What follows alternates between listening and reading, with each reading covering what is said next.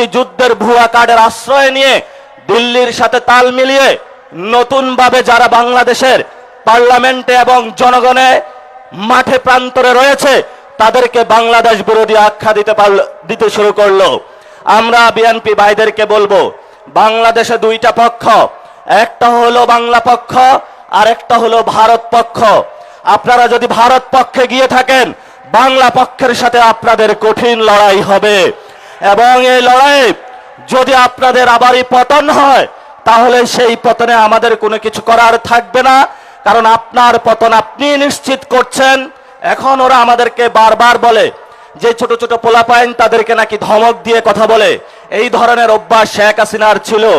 আপনারা দেখেছেন পার্লামেন্টে দেশের অন্যতম প্রতিষ্ঠাতা আলেম আল্লামা মামুনুল হককে নিয়ে যেই ধরনের আওয়ামী লীগ কুরুচিপূর্ণ মন্তব্য করেছিল, তেমনি ভাবে বিএনপি সরকার আওয়ামী লীগের পথ ধরে একই কুরুচিপূর্ণ মন্তব্যের তারা আশ্রয় নিয়েছে এবং সাথে সাথে তারা যে বিষয়টা জঘন্য কর্মকাণ্ড তারা করলো, তারা দেখলো বাংলাদেশে যতদিন আলেম ওলামা থাকবে, বাংলাদেশে যতদিন ইসলামের পক্ষের লোক থাকবে, বাংলাদেশে যতদিন নীতি নৈতিকতার লোক থাকবে, ততদিন তাদের চাঁদাবাজি সন্ত্রাস দুর্নীতি ভারত নীতির তারা বিরোধিতা করতে যাবে।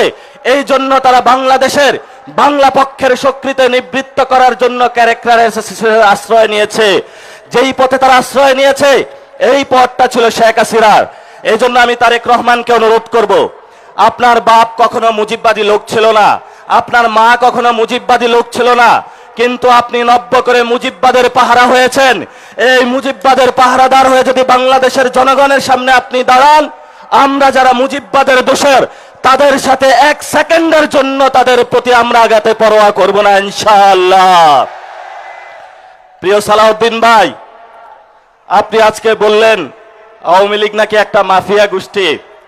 আপনার ঘরে যে আসালামের মতন একটা মাফিয়া গোষ্ঠী লুকিয়ে রেখে আওয়ামী লীগকে মাফিয়া গোষ্ঠী বলেন, আপনার ঘরে আসালামকে লুকিয়ে রেখে আপনি বেনজিরকে ধরতে যান, এই ধরনের ভণ্ডামি জাতির সামনে প্রকাশিত হয়ে পড়েছে এবং আপনি সংবিধানের আশ্রয় নিয়ে বাংলাদেশের জনগণকে বোকা বানানোর যে প্রচেষ্টা নিয়েছিলেন সেটা আমরা হাতে কলমে দেখিয়েছি যে আপনি আবু জাহেলের মতন সংবিধানের আশ্রয় নিয়ে বাংলাদেশের মুক্তিকামী জনতার যে ঐতিহাসিক লড়াই, সেই লড়াইকে আপনি অস্বীকার করেছেন। মাননীয় অর্থমন্ত্রী, আপনি বাংলাদেশের সামনে জনগণের সামনে যে বাজেট দিয়েছিলেন সেই বাজেটের মধ্যে আমার খেটে খাওয়া শ্রমিকের কোনো অধিকার আমি বুঝে পাইনি। আমার তরুণ শ্রমিক যারা রয়েছে তাদের কোনো কর্মসংস্থানের আমরা কোনো সুযোগ পাইনি। আপনারা যে বাজেট দিয়েছেন সেই বাজেটের মধ্যে আমাদের নারীদের জন্য কোনো আমরা অধিকার পাইনি।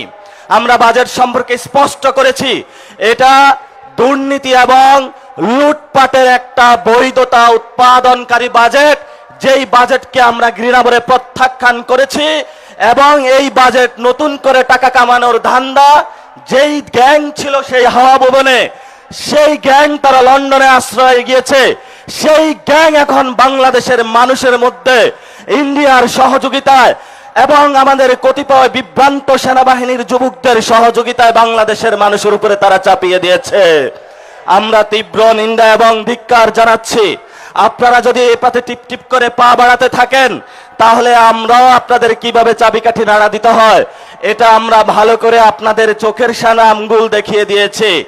এই যে তারেক রহমানের একটা বন্ধু আছে মীর শাহ আলম নাকি যেন কি নাম, সে আমাদেরকে সংসদে দাঁড়িয়ে বলেছিল কোথায় ছিলা তোমরা। আমি বাবু তোমাকে প্রশ্ন করতে চাচ্ছি যে বাবু তুমি গত 17 বছর কোথায় ছিলা? তুমি শিবগুজ মডেলকে গোপালগুল মডেলে ট্রান্সফার করেছ। এই ধরনের উশৃঙ্খল যুবক যারা হাওয়া ভবনের বর্তমান সরকারে অংশগ্রহণ করেছে, এই উশৃঙ্খল যুবকদের থেকে বাংলাদেশ রক্ষা করতে হবে।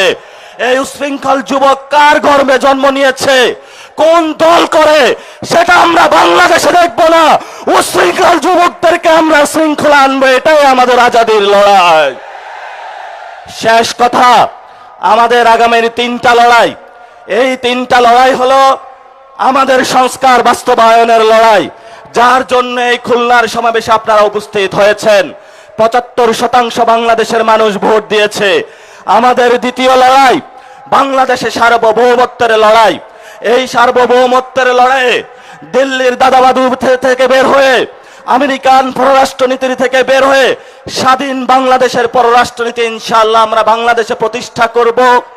লাস্ট যেটা, আওয়ামী লীগ বাংলাদেশে বিচারের মুখোমুখি হতে হবে। যদি আওয়ামী লীগ বাংলাদেশে বিচারের মুখোমুখি না হয়, তাহলে আমাদের সামনে আরো অসংখ্য যুবক, আরো অসংখ্য নারী, অসংখ্য হিন্দু, অসংখ্য আলেম ওলামা, আমাদের ভবিষ্যতে তাদের হলো পবিত্র এই রাজপথে তাদের রাজপথ রঞ্জিত হবে। আমরা আশা করব সরকার আমাদের কথাগুলো তারা কানে না দিবে। যদি তারা না নেয়, তাহলে কিভাবে কানে তাদেরকে ঢুকাতে হয় আমরা সেই উশৃঙ্খল যুবকদের শিখিয়ে দিব, যারা পার্লামেন্টে বসে বসে মিট মিট করে হাসে। প্রিয় খুলনাবাসী, আপনারা জানেন এই খুলনায় কেডিআইতে দলীয় লোক বসানো হয়েছে, এই খুলনাতে সিটি কর্পোরেশনে দলীয় লোক বসানো হয়েছে, এই খুলনাতে জেলা প্রশাসনে লোক বসানো হয়েছে দলীয় লোক, এমনকি বিসিবিতে লোক বসানো হয়েছে। খুলনাবাসী, এই সব সন্ত্রাসীদেরকে আপনারা ছাড় দিবেন না। যতই ভদ্রতার মুখোশ পরে তারা আমাদের সামনে আসে, আপনারা যদি তাদেরকে ছাড় দেন, কালকে আপনাকে তারা হত্যা করতে উদ্যত হবে, আপনার সন্তানকে তারা হত্যা করবে, আপনার মাকে তারা হত্যা করবে, আপনার বউকে তারা হত্যা করবে। এই সব সন্ত্রাসীদেরকে খুলনার অঞ্চল থেকে উচ্ছেদ করতে হবে। এবং যারা মসজিদে হত্যাকাণ্ড ঘটিয়েছে খুলনাতে, আমরা বাবু তোমাদেরকে হুঁশিয়ার করে দিতে চাই। সালাউদ্দিন সাহেব বলে আইন শৃঙ্খলার নাকি অবনতি হয় নাই, তাহলে খুলনাতে কোন বাবু আপনার এই মসজিদের মধ্যে হত্যাকাণ্ড ঘটিয়েছে? সেই দিল্লির দাদাবাদুর গেটুপুত্র সালাউদ্দিনের কাছে আমরা প্রশ্ন রাখতে চাই। প্রিয় খুলনাবাসী, আমাদের সামনে সময় নেই।